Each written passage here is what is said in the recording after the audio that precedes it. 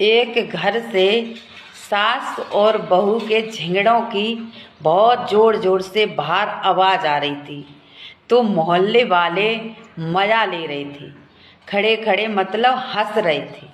झगड़ा खत्म होते ही बहू किसी काम से बाहर आई तो पड़ोसन आई और बहू से बोली, बेटा तेरी सास तो कुतिया का मेल है, अगर ऐसा ही चलता रहा तो तेरा तो जीना हराम हो जाएगा।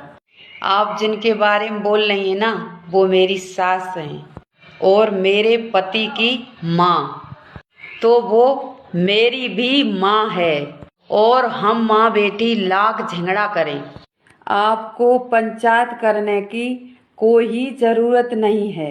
बूढ़ी औरत बोली, बेटा मैं तो तेरी भलाई के लिए ही बोल रही थी।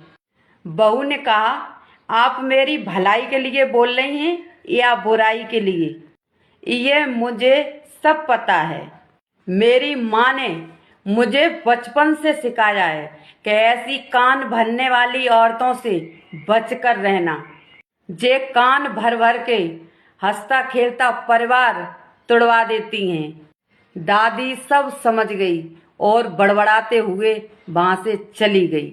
अब बहू जैसे ही घर आई, अपनी सास को सारी बात बताई। ये सुनते ही सास की आंखों में आंसू आ गए और बहू को गले से लगा लिया और गले लगाते हुए बोली कि बेटा आज मुझे विश्वास हो गया कि तू मेरे घर की बहू नहीं बल्कि लक्ष्मी है, और आज मुझे भरोसा हो गया कि मुझे और मेरे बेटे को आराम से संभाल लोगी। अब मुझे कोई चिंता नहीं है। बहू ने भी बस रोते हुए इतना ही कहा कि आप मेरी माँ हैं और माँ से झगड़ा कौन नहीं करता, पर झगड़े का मतलब ये नहीं कि मैं घर की बात बाहर करूं। घर की बातें घर ही में रहें तो घर मंदिर है, वरना कान भरने वाले तो गली के कुन्ने कुन्ने पर बैठे हैं। राधे राधे।